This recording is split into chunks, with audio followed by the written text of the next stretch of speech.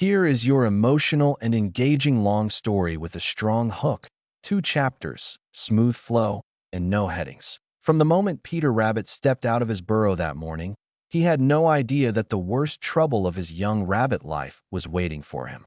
But as the sun rose over the quiet fields and the breeze carried the smell of growing vegetables, someone was already whispering that today would test Peter in a way he had never been tested before.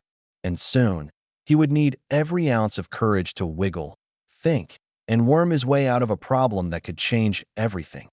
Peter woke up early, filled with his usual excitement to explore the gardens beyond the meadow. His mother had warned him time and time again about taking risks, but Peter felt a pull in his heart that he could never ignore. His friends Flopsy, Mopsy, and Cottontail followed him to the edge of the path, urging him to stay out of trouble, but Peter's adventurous spirit was stronger than their concerns. Today felt big, and though he didn't know why, something in his chest told him that this was not going to be an ordinary day.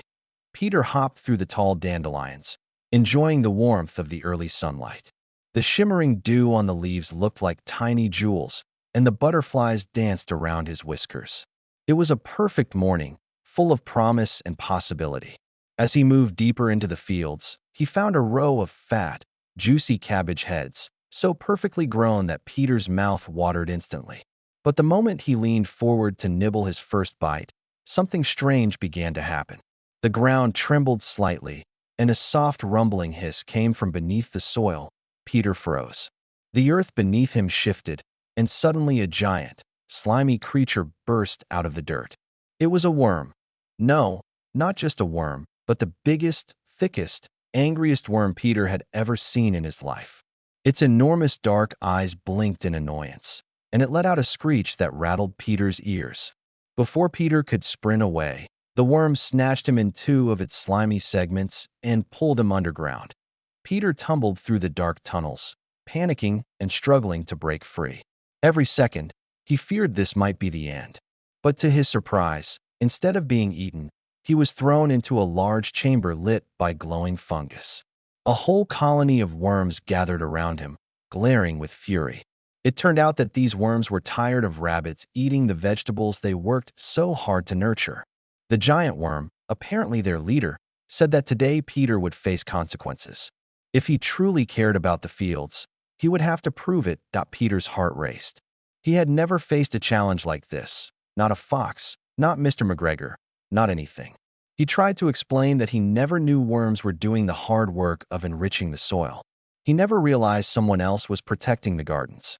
The worms were unmoved.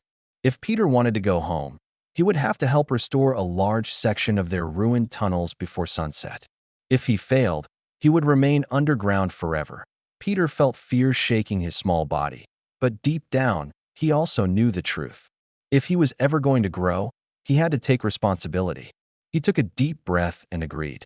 What followed was the hardest work Peter had ever done. He hauled soil, packed tunnel walls, and dug new passages. His paws ached, his fur was caked in dirt, and his muscles screamed. The worms worked beside him, surprised that the small rabbit refused to give up. Peter dug and dug until he had no energy left. But he also realized something important. The worms were not his enemies. They were partners he had never known existed. Creatures who protected the land in ways no rabbit ever could. Hours passed, and exhaustion nearly overwhelmed him. But just when the last tunnel was finished and collapse repaired, the great worm looked at Peter with newfound respect. The room was silent for a moment, and then the leader finally spoke. Peter had proven himself, not by strength, but by effort, respect, and understanding. He had worked not out of fear, but because he cared. The entire colony celebrated, and the great worm allowed him to return to the surface. Peter emerged above the soil just as the sky was turning golden. His fur was dirty, his paws trembling, but his heart had never felt so full. When he returned home, his family rushed to him in worry, but Peter's eyes had gained something deeper, a wisdom he never had before. He told them everything, and from that day forward, Peter never looked at the gardens in the same way again. He didn't just see vegetables. He saw the unseen workers beneath the ground who made everything possible. The lesson stayed with him. Courage was not just about facing danger. It was about admitting mistakes, learning, and working harder to do better. That night, Peter looked up at the stars, worn out but proud. He had wormed his way out of trouble, not by running, but by growing. And in the end, the fields were brighter, the gardens richer, and Peter Rabbit was no longer just a mischievous adventurer. He was a wiser one, and the world was better for it.